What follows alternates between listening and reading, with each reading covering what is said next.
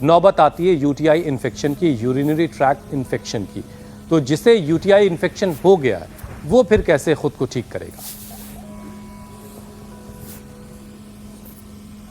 तो देखो, यूटीआई के लिए सबसे अच्छा है गोखरू पियो। गोखरू का काढ़ा हमने सारे हिंदुस्तान को उपलब्ध करा दिया। गोखरू के बाद फिर जौ का प्रयोग मैंने बताया। जौ का दलिया सा बना के अच्छे से कूट लें, इसको कूट जाता है। तो आजकल वो जो है इमाम दस्ता जो है सबके घरों में होता ही है, कूटने के लिए उखल मुसल किसी न किसी रूप में होता ही है। उखल मुसल में कूट लें। जौ का पानी पिए, जौ का दलिया, जौ का आटा, जौ का दलिया और जौ का आटा ये हमने सबको उपलब्ध करा दिया। सारे मार्केट में तो उपलब्ध नहीं करा सकते क्योंकि इसका बहुत बड़ा प्रोसीजर होता है।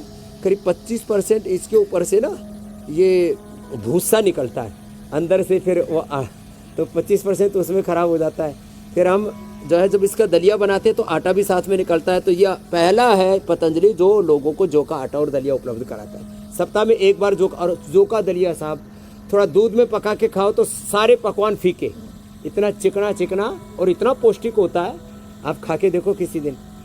एक बार तो मैं खाने लगा तो थाली भर के खा गया। बेटा ऐसे कोई कई किलो नहीं खाया तो फिर हमने स्कैप कर दिया वो, फिर डिनर जो है लंच नहीं किया। इतना स्वादिष्ट लगता है।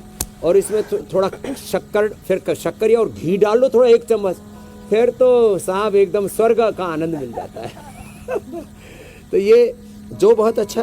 फिर जिनकी ज़्यादा ही किडनी खराब हो जाए, अब ये कौन काढ़ा बनाए, कौन ये सब दलिया बनाए, तो हमने ट्राइगन और कोरिगन बटी देख रखी है। जौ और धनिया, ट्राइगन कोरिगन बटी रखी हुई यहाँ पर। फिर ये रीनोग्रिट, जब किडनी पर असर आ जाता है इसका, ये उसको भी ठीक कर देता है। और जब प्रोस्टेट पर आ जाता है तो प्रोस्टोग्रिट भी देते हैं। पहले हम चंद्रप्रभा, गोक्षरादि और विषतिंदुक, ये 3 देनी पड़ती थी, अब 3 नहीं देनी पड़ती। जो काम विषतिंदुक, चंद्रप्रभा, गोक्षरादि 3 मिलके कर रहे थे वो काम अकेला हो गया प्रोस्टोग्रिट से। और कई प्रकार की औषधियाँ देते थे, कई प्रकार के काढ़े, नीम, पीपल के पत्तों का रस, फिर वृक्कदोषर क्वाथ, वृक्कदोषर वटी देते थे। तो अब रीनोग्रिट से काम चल जाता है।